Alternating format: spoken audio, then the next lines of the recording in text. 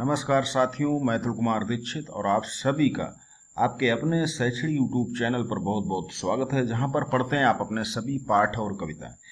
तो अब जागो जीवन के प्रभात जो पहली कविता है, बेसिक शिक्षा परिषद कक्षा 7 मंजरी, जागो जीवन के प्रभात। तो इस कविता का अर्थ हम लोग पिछले वीडियो में पढ़ चुके। इस वीडियो में हम सिर्फ इसके प्रश्न और उत्तर करेंगे।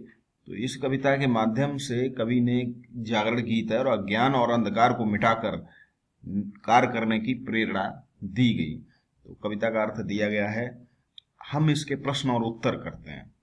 ये शब्दार्थ प्रभात, सवेरा, चेतना और जागरण के लिए कविता में प्रयुक्त है। वसुधा पृथ्वी, हिमकण, बर्फ के कण, ओस, क्षोभ, दुख, अरुण गात, ललमा युक्त शरीर, तम नयनों की ताराएं, अंधकार के नेत्र रूपी तारे, किरण दल, किरणों का समूह, मलयवात, शीतल मंद एवं सुगंधित हवा, रजनी, रात, कलरव, पंछियों का चहचहाना और अरुणाचल पूर्व दिशा। प्रश्न अभ्यास कुछ करने को ये लिखना नहीं होता, लेकिन हमें इसे पढ़ना चाहिए और मनन जरूर करना चाहिए। सुबह सूर्योदय से थोड़ा पहले अपने घर के बाहर अथवा छत पर खड़े होकर पूर्व दिशा के एक एक दृश्य को बारीकी से देखिए। और जो लोग सूरज के निकलने से पहले अपना बिस्तर छोड़ देते जगते, वो अपने जीवन में अवश्य सफल होते हैं। देखे गए दृश्यों के बारे में अपनी पुस्तिका में लिखिए और उस समय जो भी दृश्य आपको दिखाई पड़े वो लिखें। देखे गए दृश्यों का चित्र बनाइए। और इस चैनल के माध्यम से आप ड्राइंग भी करना सीखते, लेकिन ये चित्र भी बनाना सिखाएंगे, सूर्योदय के समय का चित्र। देखे गए दृश्य प्रातःकाल वर्णन संबंधी कम से कम 2 कविताओं का संकलन कीजिए। तो एक तो आपको हरवंश राय बच्चन द्वारा रचित आज उठूंगा सबसे पहले, वो है सूरज निकला चिड़िया बोली कविता। ये कई कविताएं मिल जाएंगी आपको। विचार और कल्पना, ये कविता उस समय लिखी गई जब देश आजादी की लड़ाई लड़ रहा था। हम गुलामी के अंधकार से आजादी के सुनहरे सवेरे की ओर बढ़ रहे थे। बताइए उस समय देश की स्थिति क्या रही होगी। तो आप इसका कई जगह से आप अध्ययन कर सकते हैं।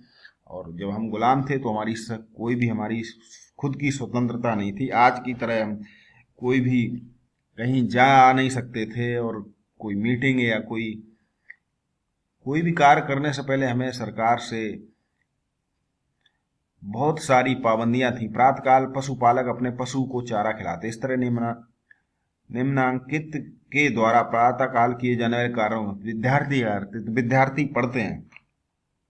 माँ घर की साफ सफाई और आपको स्कूल भेजने की तैयारी करती है। दुकानदार क्या करते? दुकानदार अपनी दुकान, पक्षी उठते हैं, चहचहाते हैं। और आप क्या करते हैं ये जरूर लिखें, क्योंकि आप पर ही सब कुछ निर्भर करता है कविता से। अब ये प्रश्न उत्तर आपको लिखने, तो हम इसको कर रहे हैं और ध्यान से आप लोग इसको नोट भी कर सकते हैं। कविता में जीवन का जो संदेश छुपा है, दी गए विकल्पों में से उसे छांटिए। तो सूर्योदय के लिए क्या संदेश है?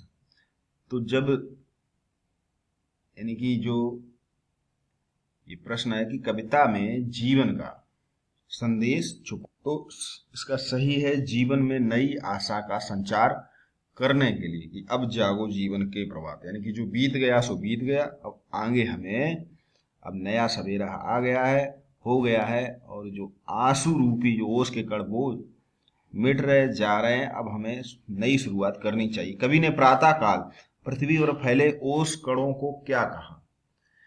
कवि ने प्रातःकाल पृथ्वी पर फैले ओस कणों को दुख भरे, यानी कि जैसे हमारे आंसू दुखी होने पर आंसू निकलते, तो उनको दुख भरे कहा है। ऊषा द्वारा ओस बटोरने का क्या आशय है?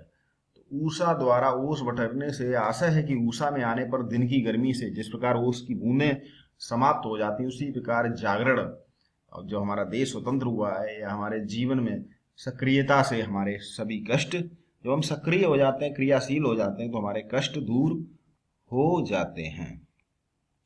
मलयवात, हाँ, उसके बाद ऊषा भाव स्पष्ट कीजिए।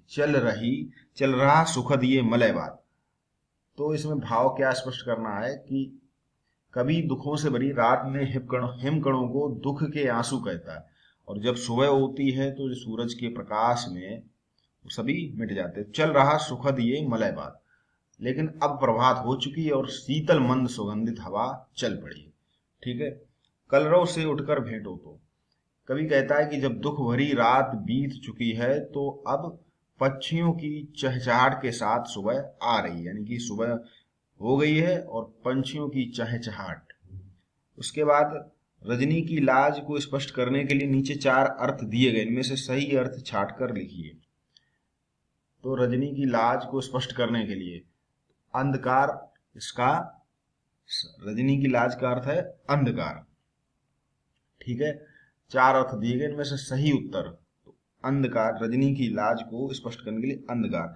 भाषा की बात, भाषा की बात जो है ये करते हैं प्रश्नोत्तर के साथ ही कर लेते हैं थोड़ा बहुत।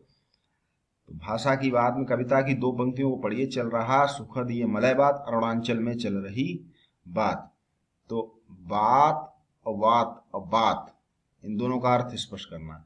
तो देखिए बात हवा होती है और बात तो ये जो हमारी बातचीत होती है। इसी प्रकार अरुणाचल के योग से अरुणाचल शब्द बना है। इसी तरह हिमांचल, उत्तरांचल, पूर्वांचल, ठीक है, और ये सोनांचल, कोयलांचल, नीलांचल देश हमें पढ़ने के लिए हम पढ़ सकते हैं। तो ये थे आपके प्रश्न और उत्तर। फिर भी कोई समस्या हो, आपके अंदर कोई प्रश्न हो तो आप कर सकते हैं। तो ये थे अब जागो जीवन के प्रभात पाठ के प्रश्न और उत्तर। चलिए फिर मिलते हैं किसी अगले पाठ और वीडियो के साथ, तब तक के लिए नमस्कार।